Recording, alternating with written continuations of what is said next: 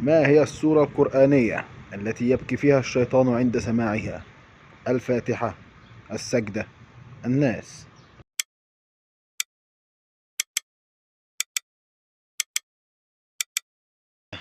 السجدة.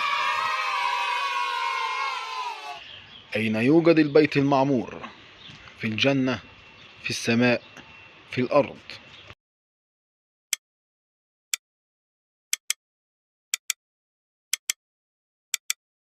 الإجابة في السماء. ما هي المدة التي نام فيها أهل الكهف؟ 308 سنة، 309 سنة، 310 سنة.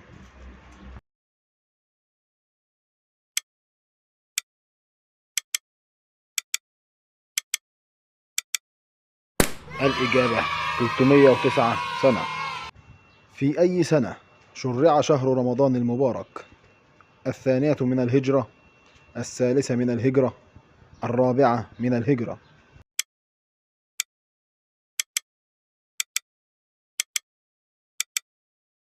الإجابة السنة 2 من الهجرة. ما هي الغزوة التي أسرت فيها الشيماء شقيقة الرسول صلى الله عليه وسلم؟ غزوة بدر، غزوة تبوك، غزوة حنين.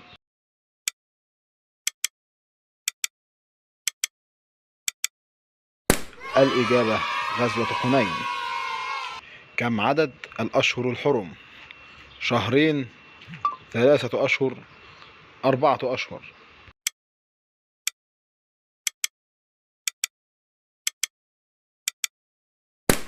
الإجابة 4 أشهر. كم عدد أبناء رسول الله صلى الله عليه وسلم؟ 5 أبناء، 6 أبناء، 7 أبناء.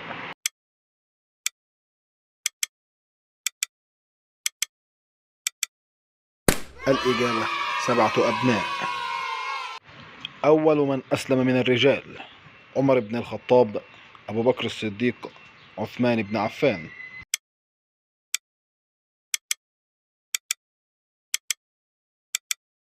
الإجابة أبو بكر الصديق.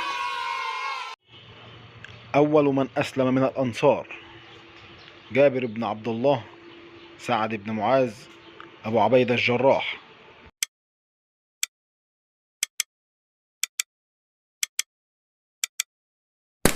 الإجابة جابر بن عبد الله. متى فتحت مكة المكرمة؟ 6 هجريا، 7 هجريا، 8 هجريا.